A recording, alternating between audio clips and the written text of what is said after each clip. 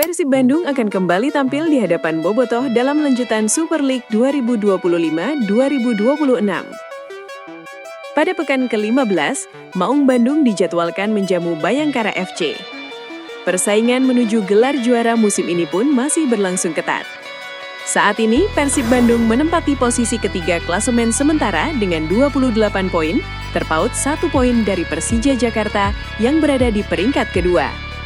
Sementara itu, Borneo FC masih memimpin klasemen dengan koleksi 33 poin. Meski belum berada di puncak, peluang Persib untuk bersaing memperebutkan gelar juara masih terbuka lebar, mengingat kompetisi masih menyisakan banyak pertandingan. Laga terdekat, Persib Bandung akan menjamu Bayangkara FC di Stadion Gelora Bandung Lautan Api, Minggu 21 Desember 2025, pukul 19.00 WIB. Sejumlah laga penting juga sudah menanti Persib Bandung hingga awal Januari 2026 yang akan menjadi penentu posisi mereka di papan atas klasemen.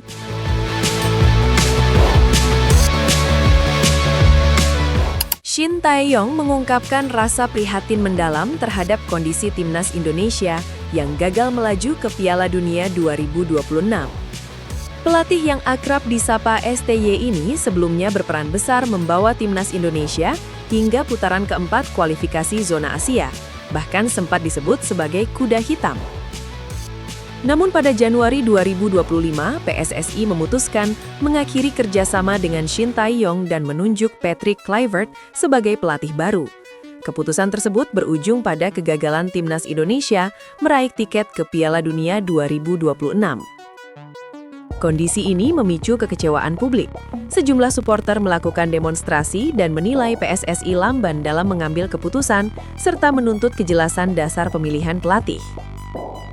Shin Tae-yong mengaku telah melihat aksi tersebut melalui media sosial.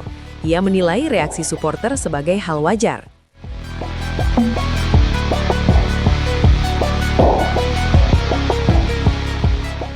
Saya merasa sedih dan sakit hati karena timnas Indonesia tidak bisa lolos ke Piala Dunia, padahal para pemain sudah bekerja keras sampai akhir, ujarnya.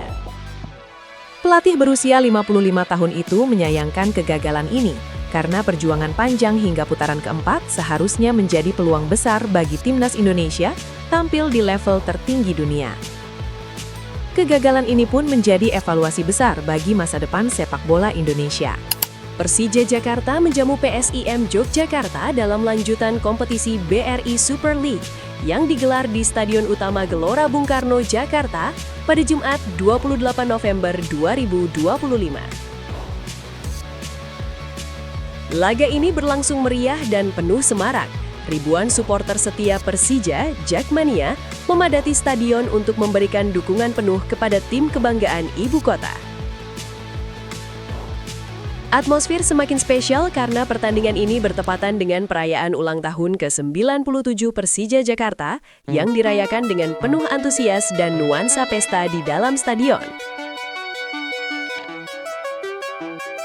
Namun, di balik euforia dan kemeriahan tersebut, pertandingan ini menyisakan catatan penting. Laga antara Persija Jakarta dan PSIM Yogyakarta justru berujung pada sanksi dari Komite Disiplin PSSI yang kemudian menjadi sorotan setelah pertandingan usai. Kita beralih ke laga seru dari Liga Italia. Juventus sukses membungkam Bolonya dengan skor tipis 1-0 pada pekan ke-15 Serie A musim ini. Kemenangan ini membuat tim asuhan Luciano Spalletti mulai meramaikan persaingan zona Liga Italia. Bertanding di Stadion Renato Dalla Ara pada Senin dini hari waktu Indonesia, Juventus tampil disiplin dan efektif sepanjang pertandingan.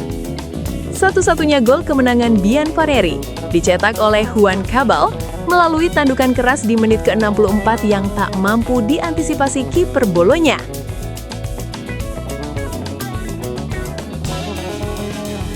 Hasil ini membawa Juventus naik ke peringkat 5 klasemen sementara dengan koleksi 26 poin. Mereka unggul 1 angka dari Bolonya yang harus rela turun ke posisi ke-6. Kemenangan penting bagi Juventus yang semakin percaya diri menatap persaingan papan atas Serie A. AC Milan harus puas berbagi poin setelah ditahan imbang 2-2 oleh Sassuolo di Stadion San Siro pada pekan ke-15 Serie A. Hasil ini jelas menjadi peringatan serius bagi Rossoneri karena posisi mereka di puncak klasemen kini terancam. Pelatih Massimiliano Allegri memberikan pujian khusus kepada Sassuolo. Menurutnya, tim tamu tampil sabar dalam membongkar pertahanan Milan serta menunjukkan organisasi permainan yang sangat solid. Sorotan tertuju pada duet bek Jay Itzes dan Tarik Muharemovic yang tampil disiplin dan sukses meredam agresivitas lini serang Rossoneri sepanjang laga. Bahkan, Milan bisa dibilang cukup beruntung tidak menelan kekalahan. Pasalnya, Sassuolo sempat menciptakan beberapa peluang berbahaya, namun gagal dikonversi menjadi gol penentu kemenangan. Hasil imbang ini menjadi alarm bagi AC Milan. Sementara Sassuolo pulang dengan kepala tegak setelah tampil impresif di kandang lawan.